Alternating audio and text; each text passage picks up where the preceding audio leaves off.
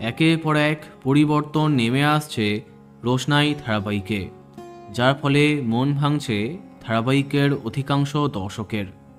এতকাল টেলিপাড়া উত্তাল ছিল রোশনাই চরিত্রে নায়িকা বদলকে নিয়ে। রাতারাতি ধারাবাহিককে বিদায় দিয়েছেন আগের রোশনাই অনুষ্কা গোস্বামী। তারপরে জানা গেছে তিয়াসা লেপচাকে দেখা যাবে সেই চরিত্রে, যদিও এখনও তার আগমন হয়নি। এরই মাঝে অন্যতম প্রধান চরিত্রে মুখের পরিবর্তন করে দিল কর্তৃপক্ষ। রোশনাই ধারাবাহিকের অন্যতম প্রধান চরিত্র রাজেশ।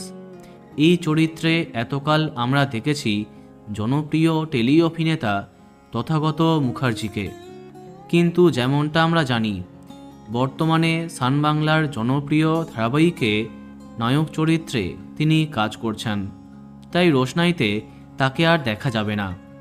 এবার সেই চরিত্রে প্রবেশ করছেন জনপ্রিয় টেলি অভিনেতা দীপাঞ্জন ভট্টাচার্য।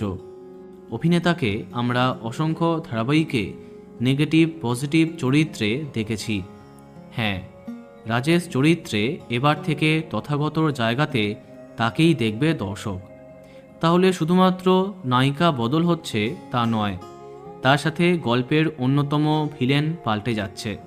একসাথে বেশ কিছু পরিবর্তনের দিকে এগোচ্ছে রোশনাই।